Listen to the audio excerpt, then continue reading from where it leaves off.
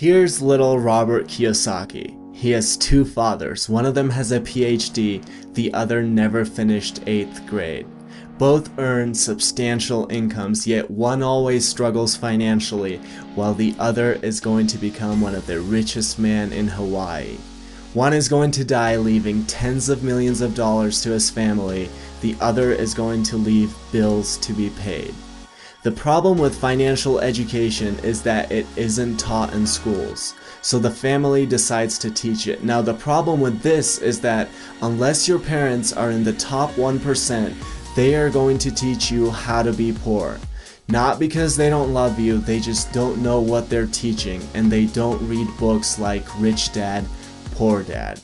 My story is very similar. I was taught how to be poor. Then I went to the Air Force Academy and studied economics and took accounting and investing classes. I did complicated regressions on economic data and balanced complex balance sheets. Yet I've received more pragmatic advice by reading a single book from Kiyosaki than I did by taking 4 years of complicated classes. I never had a rich dad, but I have many rich dads now. Klassen, Kiyosaki, Hill, DeMarco, the list goes on.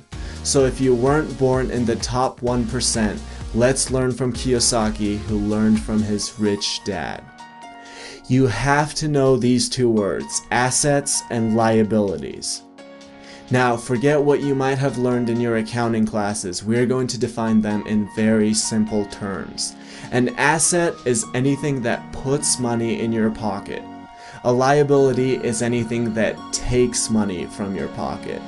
Anything can be an asset or a liability. If you own a house and it eats $1,000 a month, then it's a liability.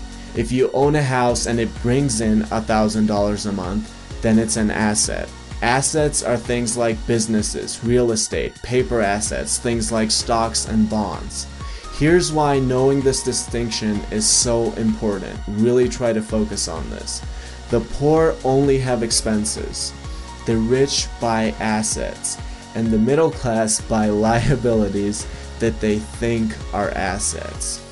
After graduating, if I had followed everybody's advice, I would have gotten a job which increases my income, but there are so many problems with that.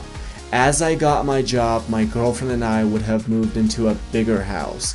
We would have gotten a BMW in addition to our Mustang. I would have bought the iPhone 6.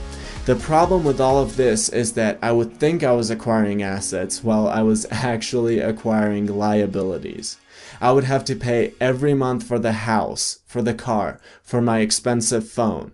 In essence, unless you make a paradigm shift about what you do with your money, which is to buy actual assets, no matter how much income you earn from your job, you will just match it with your liabilities and expenses.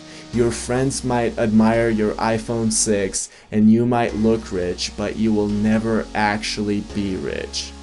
Now, there's nothing wrong with having your job. I just don't have one because I'm operating from the assets quadrant. But if you are following the standard narrative of going to school and getting a job, chances are you're acquiring liabilities which you think are assets. That is the problem. So keep your job, but make sure what you earn goes mostly towards real assets rather than liabilities that seem like assets. And yes, eventually when you acquire enough assets, you won't need your job either. It absolutely blows my mind how people say, well, what if I lose money with the business, or the real estate, or the paper assets? They don't say the same thing about buying their second enormous TV, which will be worthless in a year and which creates a liability every month. I would rather lose all of my money starting a business than lose it by buying yet another TV I don't need. Even if I lost all my money, the lessons learned from starting a business would be infinitely more valuable than watching Dr. Phil. Here's another problem. It's not how much money you make, it's how much money you keep. If I told you I was going to pay you $1 million a month, but then I took away $999,999, you'd have to be an idiot if you said you were making $1 million. My dad told me, become a doctor and you will be rich. Yet a doctor pays a half or even more of what he earns just to the government. You get taxed when you earn, you get taxed when you spend, you get taxed when you save, and guess what? You get taxed when you die. On the other hand, you could operate from the assets quadrant and pay sometimes 0% in taxes. I have doctor friends who are more financially anxious than my absolutely broke friends.